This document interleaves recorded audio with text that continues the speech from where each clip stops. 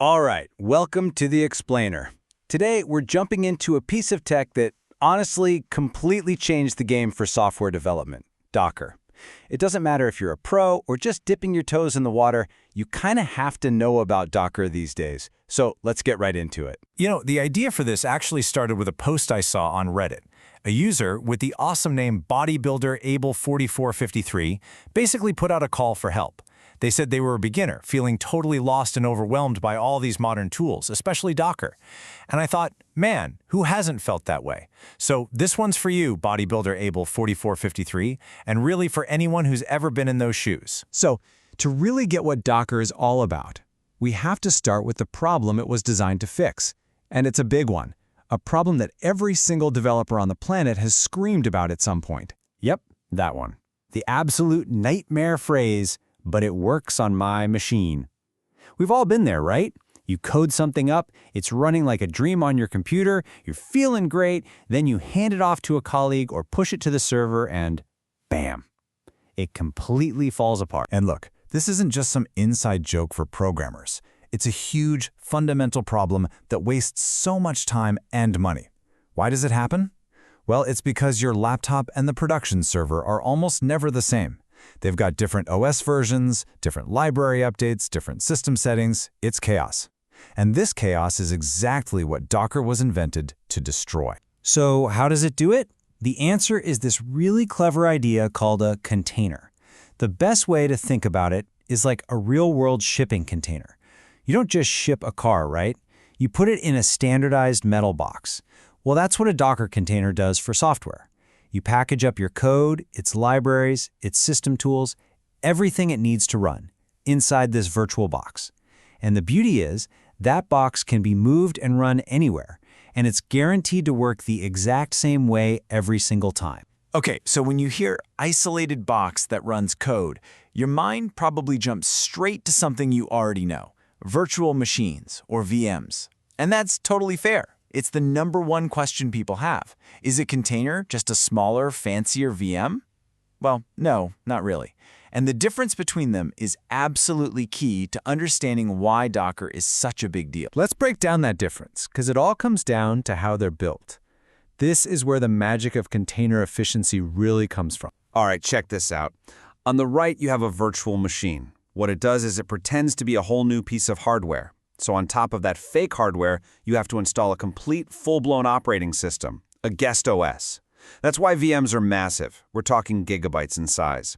But now look at the container on the left. It does something much smarter. It doesn't pretend to be hardware. It just borrows the operating system kernel from the computer it's already running on, the host machine.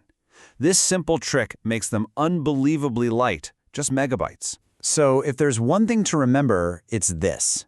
VMs have to pack their own entire operating system, while containers just share the one that's already there. Because they don't have all that baggage, they can start up in literally seconds, not minutes. And you can cram way more of them onto a single server. That's it. That's the secret sauce. Sharing is way more efficient than duplicating. Okay, enough with the theory, right? Let's actually get our hands dirty and build something. This goes out to bodybuilder4453 and anybody else who's been looking for a simple, just show me how it works example. We're going to package up a tiny Python app and see just how easy this is. And look, it's incredibly straightforward. Just 4 steps. 1. We write a simple Python script. 2. We create a little text file called a Docker file. Think of it like the instruction manual. 3. We tell Docker to build our app using that manual. And 4. We tell Docker to run it. That's the whole process. And this is what that recipe file, the Docker file, looks like. It's just a simple text file. The from line says, hey, start with a clean version of Python. The copy line says, okay, take my script and put it inside. And the CMD line just tells it what command to run when it starts up. See? It's designed to be super readable, almost like plain English. Once you have that file, it's just 2 quick commands in your terminal. First, docker build, which creates our neat little package. We're just giving it a name, Python test, so we can find it later. Then, docker run Python test. And that's it. You're off to the races. And what happens? Boom. Your script runs perfectly from inside the container. We made it print Docker as magic because, let's be real, the first time you do this, it feels exactly like that. You just took a piece of code and bundled it up into a little portable spaceship that can run anywhere in the universe. It's an awesome feeling. But here's the thing. Just using Docker to ship your final app, that's only half the picture. The really mind-blowing part is how it's now changing the way we actually write code from day one of a project. I saw this great quote from a developer on the canal.net channel, and it just hits the nail on the head. He said, "This here changes the way a dev can work, brother." So much passion. And what he's talking about is this incredible idea called dev containers. It's not about the end product anymore. It's about your entire workshop. So, what on earth is a dev container? Okay, imagine this. Instead of spending a day installing a specific version of Python and a database and all these weird tools on your laptop, and then making every person on your team do the exact same thing, what if you just wrote it all down in a file? With a single click, a perfect, ready-to-go development environment spins up inside a container. Your code editor even runs inside it. The entire team gets an identical setup instantly.